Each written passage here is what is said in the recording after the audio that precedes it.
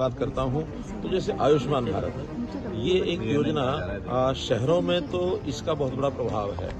ग्रामीण क्षेत्र में जब हम जाते हैं तो वहाँ ओल्ड एज पेंशन इसका प्रभाव है। नौकरियां जो पारदर्शिता की नौकरी हमारी है उसका बहुत बड़ा प्रभाव है। और जो काम में ट्रांसपेरेंसी है, तत्परता है।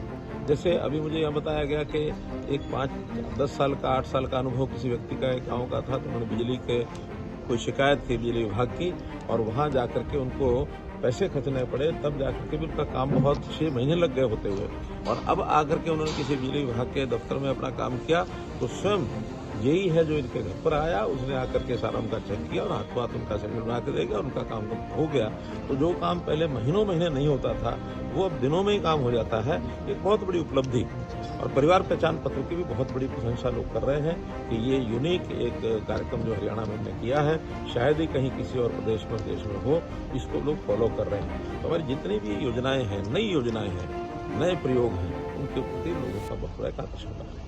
कि भारत रत्न से सम्मानित किए गए हमारे देश के नेता श्री अटल सिंह अडवाणी, वरिष्ठ नेता हमारे, और उन्होंने पूरा जीवन पार्टी को खड़ा करने में जनसंघ से लेकर के जनता पार्टी, भारतीय जनता पार्टी, और यहाँ आज हम जिस स्थिति में खड़े हैं इसमें हमारे उन नेताओं का बहुत बड़ा योगदान है।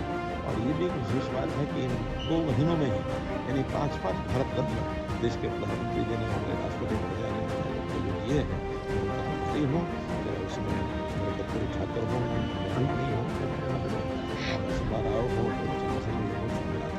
तो ऐसे देश की महान विभूतियों को इस प्रकार से सम्मानित करना बहुत के प्रदर्शन जिस प्रकार के आह्वान लोग करते हैं वो कहीं भी डेमोक्रेसी में उचित नहीं है। अगर पिछली बार हमने देखा है तो जाने के लिए बसें बहुत हैं, जाने के लिए ट्रेन बहुत हैं, जाने के लिए अपने साधन बहुत हैं, लेकिन हम ट्रैक्टर लेकर के जाएंगे और ट्रैक्टर को भी हम आगे कोई ना कोई उनके साथ हथियार बांध के लेकर के जाएंगे। हमको रोकेगा तो हम रुकेंगे नहीं।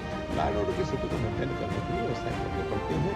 और इसलिए जैसा हमारा पिछला अनुभव है, आपको पता ही है, इस प्रकार का काम, किसी प्रकार का प्रदर्शन डेमोक्रेसी में जो तय मानक है उसके हिसाब से करना चाहिए। वो तय मानक नहीं है, उसके हिसाब से नहीं करना चाहिए। सर, आप कल रतनलाल से मिले थे अडवाणी पार्टी के विभिन्न प्रकार के कार्यक्रम होते हैं। ऐसे ही केंद्रीय स्तर से एक कार्यक्रम तय किया गया है कि बूथ जाने के लिए, चाहे शहरी बूथ में जाए चाहे ग्रामीण क्षेत्र में जाए, तो अभी एक अभियान जो शुरू किया गया है, इसमें हमारे ऊपर से लेकर नीचे तक सभी कार्यकर्ता, चाहे वो बूथ स्तर का कार्यकर्ता हो, फिर शक्ति केंद्र, मंडल, जिला अथवा प्रदेश अथवा राष्ट्रीय स्तर के भी हमारे जो नेता हैं, वो भी किसी न किसी एक बूथ में और जाने का अभियान शुरू किया है, ताकि हमारे जो प्रदेश के लगभग 19,500 बूथ हैं, हर एक बूथ में कोई ना कोई कार्यकर्ता जाकर के और वहाँ जो लाभार्थियों से संपर्क करेंगे, डोर टू डोर जो हमारे लोग हैं उनसे संपर्क करेंगे, और जो भी आगे चुनाव की तैयारी के नाते से सब बातें हम कर रहे हैं।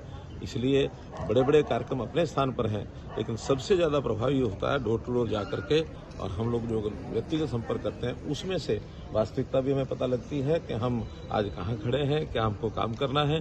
मुझे प्रसन्नता है इस बात की कि आज भारतीय जनता पार्टी का जो ग्राफ पहले था उससे भी ज़्यादा बढ़ करके दिखाई दे रहा है।